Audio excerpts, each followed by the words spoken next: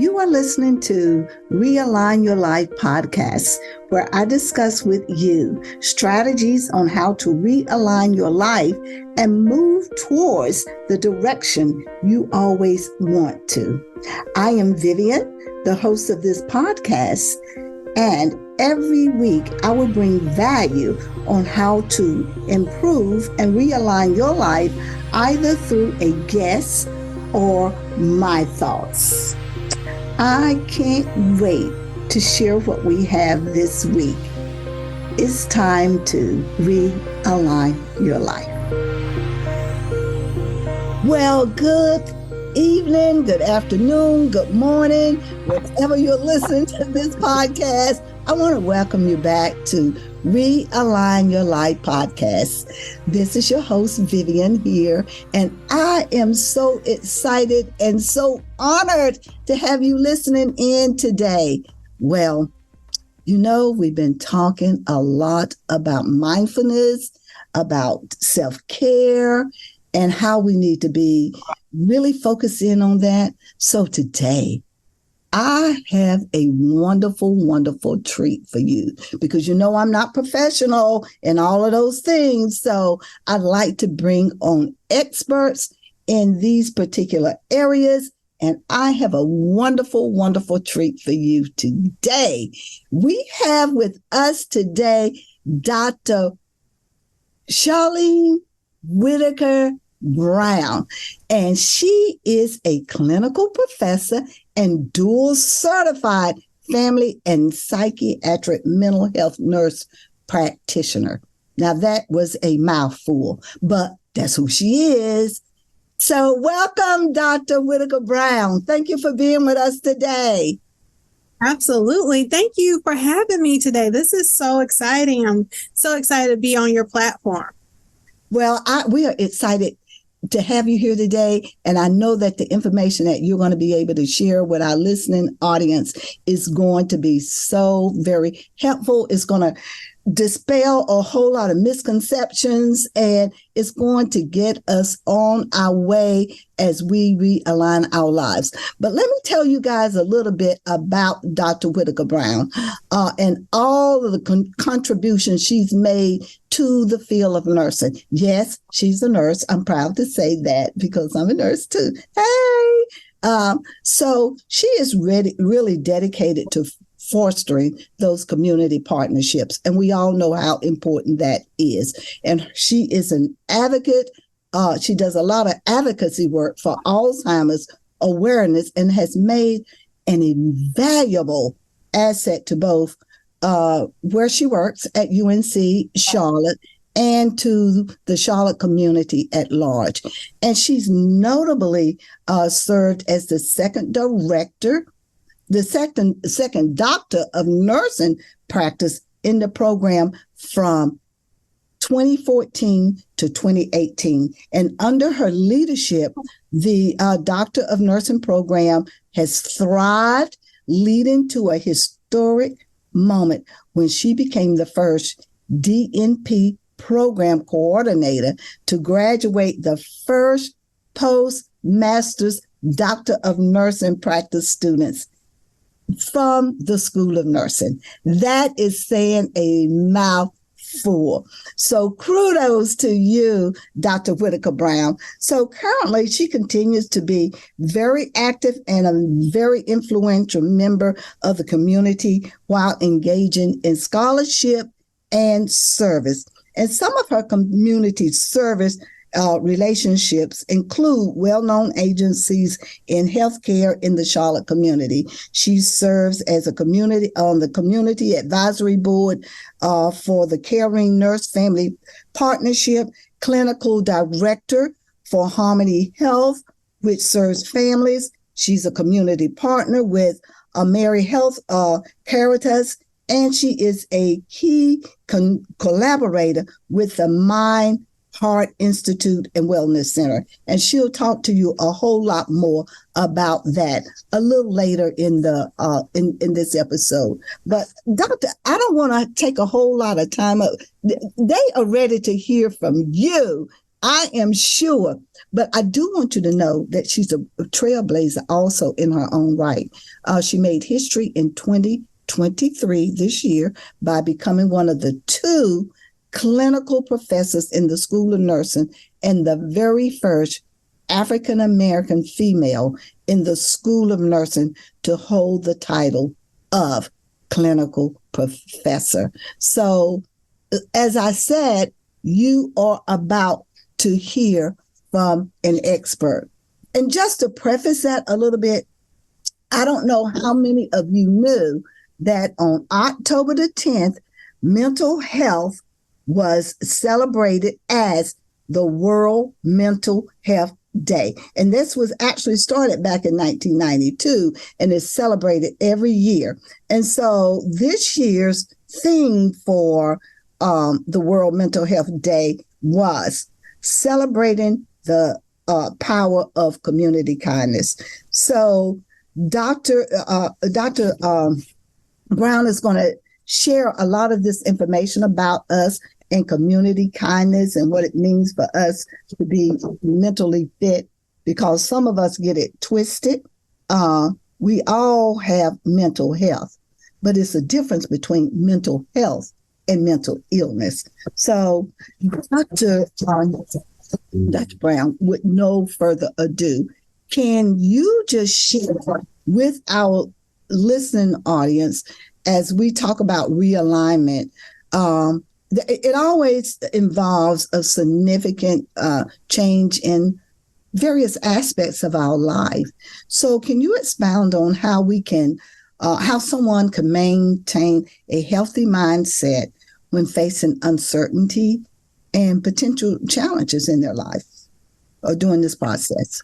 Yes, absolutely. And first of all, again, like I said before, thank you so much for having me here today to share all the good things about mental wellness and mental health. And you know, your first question is so important about how to kind of establish that realignment. And a lot of things has to do with that mindset. You know, it's getting that foundation done, getting a good foundation and making sure that you kind of start to have time to process what's going on. So many things are happening in the world today, right?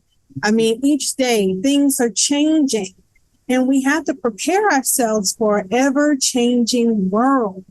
And that's one of the beauties about being a nurse. You and I are nurses. And one of the things I find most important is that we understand the importance of being flexible and being able to shift that mindset on a day-to-day, minute by minute, you know, hour by hour, you know, time frame. But as we are talking with our audience, the audience might not be nurses, right? So everyone needs to understand how to establish that mindset or that shift in that mindset. So I always think about things that you're teaching your audience and sharing with them about understanding and practicing mindfulness, right? Mm-hmm. Taking time to meditate, taking time to continue to stay physically active. I think that's important. I know we're going to get into that a little bit later, but physical activity and fitness and talking to friends, talking to family. You know, if you are part of some people are part of different types of communities, organizations, groups. Get in with these folks and have a regular check-in with everyone and see how people are doing. But I think those are kind of the first steps, and those are really essential to kind of getting that foundation. Well, that is really great that you make that point. And because there are so many myths that about mental health and realignment. And how would you address that? And how can we kind of debunk some of those misconceptions and really promote a more holistic approach? Yeah, yes, absolutely. I think it's important to debunk the myths because a lot of people are feeling that there's a stigma or there is a stigma behind mental health and wellness. Mm-hmm. A lot of people are afraid to seek help. A lot of people are afraid to go find solace or go find someone to talk to and share their concerns. So a lot of the times we end up holding all these emotions and feelings inside, and that does not help us process things. So we get sicker and sicker. So one of the ways that I've noticed over the past few years that more and more people are being open to coming in and having therapy, or being open to, if it's not a licensed therapist, maybe someone, if you're working full time, they might have an employee assistance program where they have someone dedicated to talk to possibly the coworkers there or you as an employee. So there are a lot of different options. You can talk to your primary care doctor and let them know, listen, I'm having some feelings of, I'm being stressed out. I feel anxious. I feel worried. So these are all some symptoms that kind of lead you to thinking, well, it might be a little bit more. Maybe we need to take a little bit closer look into your mental health. So all of these things are so important to help debunk, and just knowing that it's okay. I think now more people are starting to understand that it's fine. It's okay to ask questions. It's okay to seek help. And I just want people to understand that it's just important. Just take that first step, right? Take the first step to talk to someone. You can start talking to your boss. You can talk to, if you're affiliated with a church, you could go talk to your pastoral servants. If you, like I mentioned before, talk to your primary care doctor. But all these people can help facilitate you getting maybe to the right person or getting you to the right clinician to help you move forward in that process. Well, I love that. And I hear you saying that more and more people are willing to confront that. So we talk about physical health, and you mentioned speaking to your doctor about that. And I think that maybe a lot of people feel like that is not a thing that they could speak with their primary care physician. But would you say that your mental health is just as important as your physical health, or how does that work? Absolutely. I think you kind of hit the nail on the head. Your mental health is just as important as your physical health. So one of the things, if no one gets anything from our discussion today, that's one of the take-home messages that we want to share, or I want to share with the audience. Your mental health is just as important as your physical health. I feel like it's a mind, body, or mind, heart, all these connections. Everything is connected. And with everything being connected, we need to make sure we stay in sync, we stay in harmony, or our systems stay in harmony. So how are we going to do this? How are we going to stay in harmony? Well, let's make sure when we wake up, let's wake up and don't forget to do like physical activity or exercise. If you can't walk, do something different. Do some chair exercises so you don't have to go walk 100 miles or 26 miles or 5 miles. You can walk a few steps a day. And it's always important to take those things, if you do start it, maybe in sections. So I always tell people, listen, if you're going to get up and walk around. I have a lot of clients who are working from home, right? So I often tell them, make sure you're getting up every hour, go walk a few steps around the house, around outside or in your apartment building or up and down the stairs. But take 10 minutes and do that 3 times a day. So by the end of the day, that's 30 minutes. So 30 minutes they've had to get back to themselves for that physical activity, physical fitness. And that's going to improve that mind-body connection. It's going to get that blood flowing and everything moving. So that's kind of one of the things I always think is so important with that connection, is that physical activity to start. Great. I am so glad that you mentioned that mind-body connection, because we've been talking about that so much. And that goes right back to that mindfulness about just, taking a brief walk or just getting away from everything for a few minutes and just kind of refocusing yourself. Is that what I kind of hear you saying that you advise your clients to do? Absolutely. Absolutely. I tell them to go outside, to get some fresh air, go for a walk if they can. Sometimes if they can't do that, I tell them to make sure they walk around the home, inside their home, just to get the body moving again, making sure that they always try to incorporate some type of physical activity in throughout the day, because that is going to keep us moving. Our body is a machine and it likes to move. You know, your heart's a muscle and it likes to pump and get that blood flowing. So all of these things we can do to kind of keep that momentum going just helps to feed our brain and feed our spirit and feed our soul. So yes, that's definitely like so important. Those are some of the things I feel like so important. Then, you know, of course, eating healthy. So we can't forget that as well. So, you know, drinking your water, eating your fruits and vegetables, low sodium, all of these things are so important.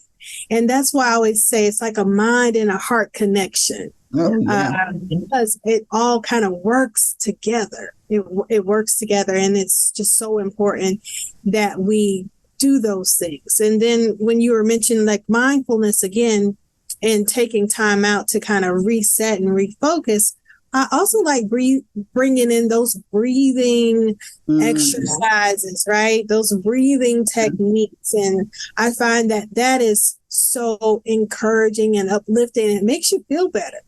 Because I know normally throughout the day, sometimes I forget to breathe. Don't do that. Don't do that. Doing so much and moving so much, I forget to sit down and just take a deep inhalation, hold it, and then blow it on out. And I do that several times to try to reset, because you can get busy and get consumed and forget to do those things to kind of replenish your mind and your spirit. Well, you know, that leads me into another question for you there is all about self-awareness. Because you said that sometimes you have to remind yourself, breathe. And so we can, you know, just forget where we are and who we are at that moment. So self-awareness, how have you found that to work with some of the individuals that you've worked with, and how would you lead them? And you've given us some great examples there, but how have you seen that in actual practice? Mm-hmm. Yeah, absolutely. Self-awareness is so important. And some of the things that I've kind of done in practice with my patients is let's kind of talk about what's going on in their day-to-day lives. So I said, let's talk about what's going on. Let's talk about what's bringing you stress, what's bringing you anxiety. Are you feeling sad or depressed? So we kind of get all those things kind of like on the table. We kind of lay all of that information out. And then from there, we try to go into talking about what's most important to you right now. So where do you feel the problem, or what do you feel is most stressful to you right now? So then we start making lists. So then we kind of start writing things down and kind of identifying some things that could be some problems. And then we try to talk a little bit about, well, what triggers those problems? So it's kind of like a step-by-step process where we try to break everything down to try to get to the root of the issue. And I think that really helps. And I've found that really helps with the patients that I've seen, you know, getting things kind of laid out on the table, writing it down, because sometimes you have to see things visually. So once we write it down and then verbalize each step, then we're able to start taking things piece by piece and try to unfold it to help kind of figure out a roadmap per se on how to move past certain obstacles and how to just kind of bring everything back together. kind of rebuild. It's like a building block stage, kind of rebuilding everything. So I really like doing that with patients. I found that really works. So first of all, it's just identifying the problem.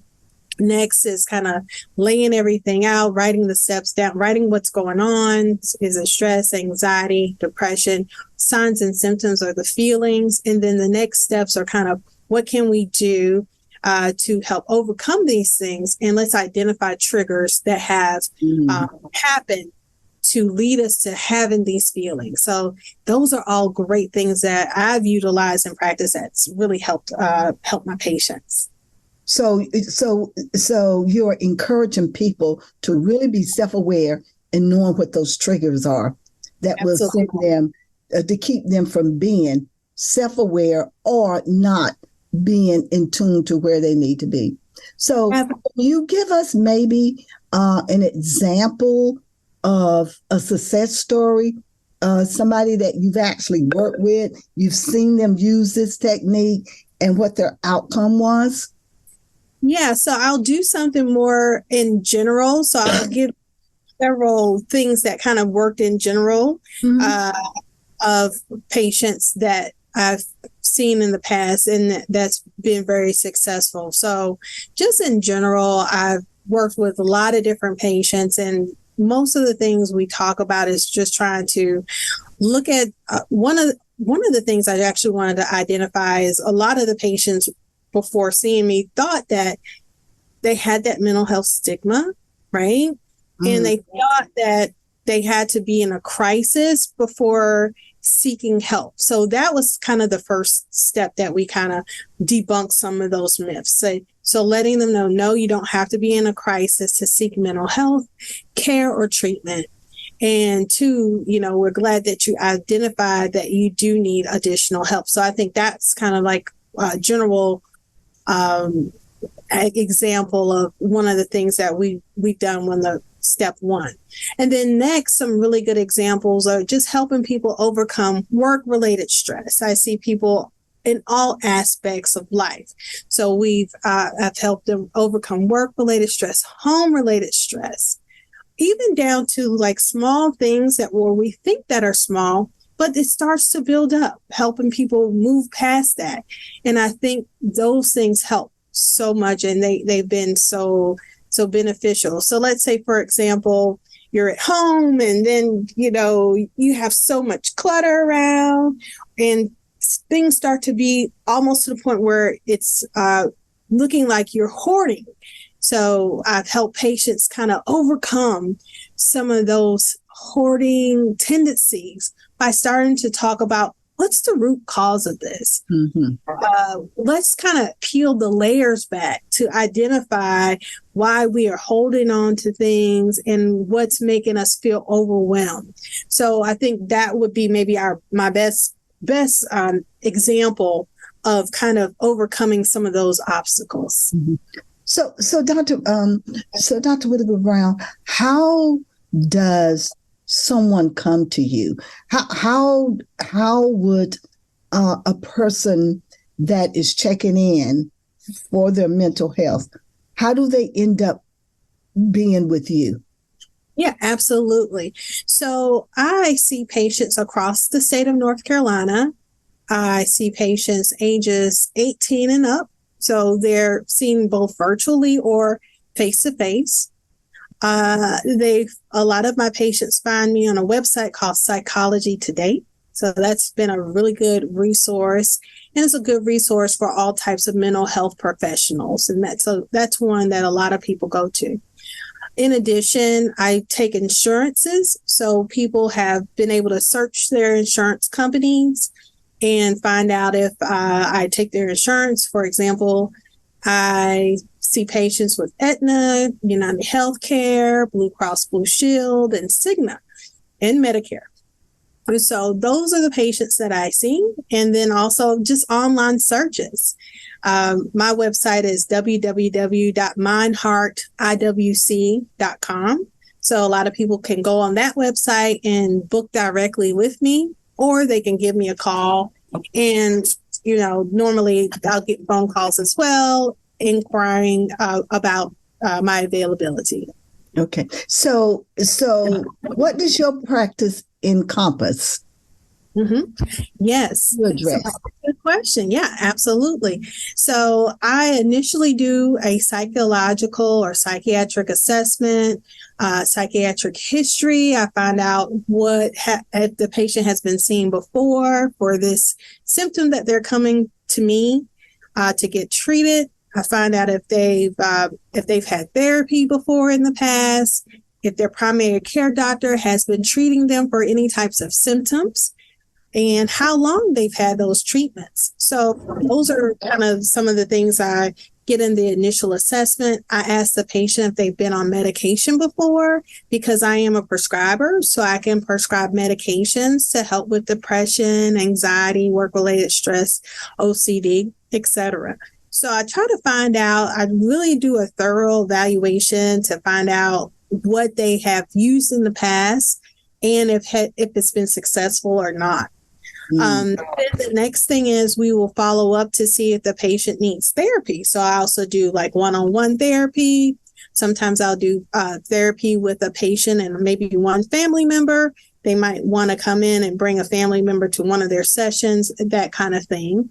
And then finally, just following up with medication management. So that's another thing I do.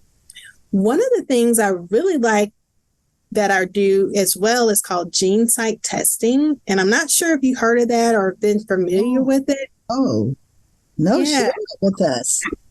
So gene testing is something that I do if I had a patient who's failed maybe one or two, more than one, usually about 2 medications. So let's say, for example, I have a patient that comes to me and they were being treated for depression and anxiety, and they were put on medications. The first medicine we tried, we got them to almost the highest dose, but then it just stopped working. And we tried another medication.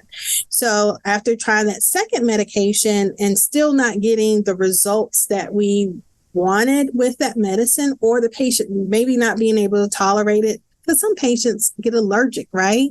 And they're not able to tolerate certain medications. So after possibly trying about 2 types of medicines and them not working, then I'll look at the gene site testing and have the patient decide if they want to move forward with that. So with the gene site testing, it is a swab inside their mouth. So they're swabbed their cheek, and we would put it in the specimen container, send it off to the gene site company. The gene site company will run the panel, and then they send a report back to me of the information or medications that the patient does really well with or should do well with as a result of their gene testing. Medications that are maybe not the best fit for them, but still could work. And then medications that they're probably totally possibly could be allergic to, or probably does not work as is best. So I really like having that service to offer to the patients as well. That sounds absolutely phenomenal. I mean, really, and these are things that we probably, as just ordinary citizens out there, have no idea about any of these things. And so would you say that a large percentage or a small percentage or average number of people that come in to you for their mental health analysis would need to be on medication? You know what? That's a good question as well. And it's mostly case by case. Some people come in and are not interested in being on any types of medication. So we will just try to do a holistic approach to their treatment and see how that works, because there are some things that they can take holistically, where it is not like a prescribed medication that might help their symptoms, or what we call non-pharmacological approaches. But those would be something that they would talk about with their provider. Other patients would need to be on some type of medication just to augment their treatment or augment their therapy. So the good thing about coming to me, I'll be able to assess that, and we can identify, and I do a one-on-one assessment with my patients, and we kind of work through what they feel like is best for them. and I kind of add in what I have assessed, and we come up with a treatment plan together. And then some of that might include some medication or prescription medicine. That's awesome. I am so glad to have you here with us today and sharing all of this information. And I'm sure that our listening audience out there is very excited also. So I want to ask you this. I just can't help but this is so good. This is so juicy. So if we have someone out there listening that feels like they just need somebody to talk to, that they don't feel that they really have a mental illness like OCD or any of the other mental illnesses that may require medication, but they just need some therapy. Because now, that's a big word that's thrown around now is, I've got a therapist, da, da, da, da, da. So, but just somebody to talk to as they are realigning their lives. Mm-hmm. Are you the person that they would reach out to? Yes, absolutely. So, a part of my treatment sessions include therapy. So some patients I do see on a weekly basis for therapy. Some patients I see every 2 weeks for therapy. It just kind of depends. So with those patients, some of them also have medication management appointments as well. And so we just kind of intertwine those into the same appointments together. When I see patients for medication management, that might vary. I might see the patient once a month. If it's a patient that has ADHD, that might be on a rotation of every 3 months, coming back in and getting reassessed and assessing their medications and how they're doing on their meds. So yes, I would be the one that they can reach out to, and I can offer them support. We can do our talk therapy. We can do our therapy to help them kind of peel back the layers of what's going on and what's causing them stress, anxiety, increased depression, etc. So definitely, I would be able to help if they sought other offices or professions. They can reach out to, I'm a psychiatric and dual certified family nurse practitioner, but there are also social workers out there that do therapy. So there are psychiatrists out there as well. So there are a host of different people available to help our population, those who are our listeners, to help them get on the path to mental health wellness. Exactly, because it is all one: body, mind, and soul. It's right. Just one. So I know you mentioned it earlier, but just in case somebody missed it or somebody's kind of slow like me and writing stuff down, would you just share again with how people can get in contact with you? And if you did mention that you do an assessment. So is there a charge for that assessment, or do you have like a 15, 30-minute interview or a session with people, or just share with us? Yeah, absolutely. So any of the listeners, if they're interested in following up with me or booking with me, they can call me at 704-946-5918. So 704-946-5918. They can also find me online at www.mindheart.com. So that's mindheartiwc.com, and that stands for Mind Heart Institute and Wellness Center. I'm also on Facebook. I'm also on Instagram. I'm also on TikTok. So all of the social media websites, I am there. But definitely call the number, reach out to me, follow up, and my email is info@mindheartiwc.com. That's info@mindheartiwc.com. So I do take insurances. So depending on what the patient's insurance is, that would depend on the visit. So some people might have a copay. Some people might have to pay like a deductible. So that just varies. And then if they don't have insurance, they can reach out to me and we can talk about the cash price. Okay. And do people need a referral? Do they need a referral in order to see you? Great question.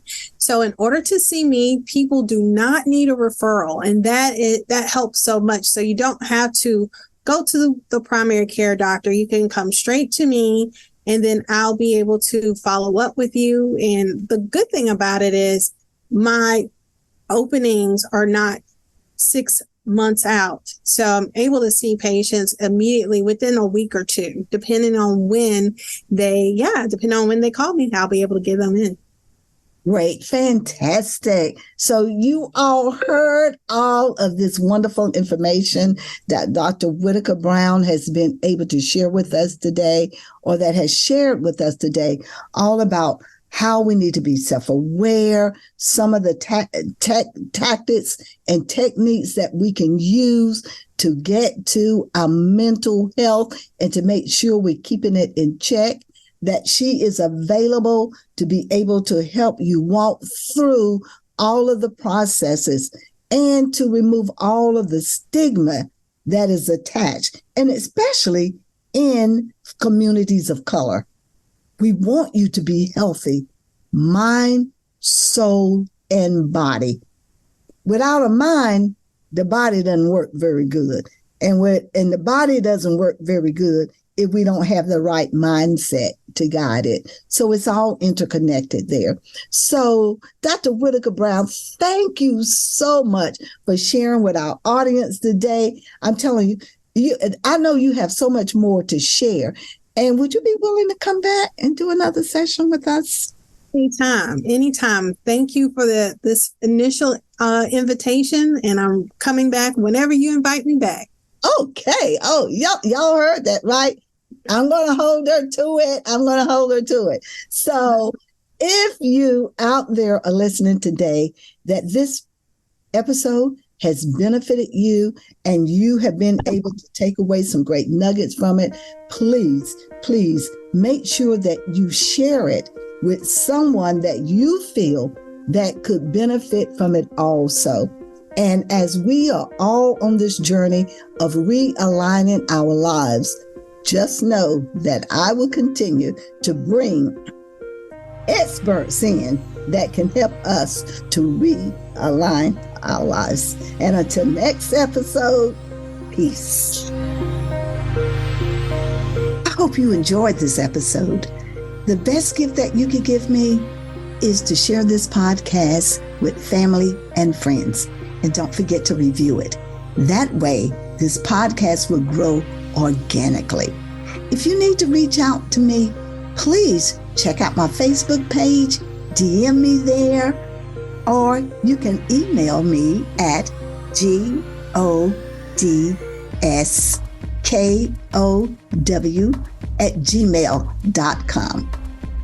We have upcoming Bible studies that we would love for you to join us in, or if there is a guest or someone that you would like to see me interview on this podcast, please let me know. We are here to work together to realign our lives. Until the next episode, take care, and I look forward to sharing more and more with you as we realign our lives. Peace until next week.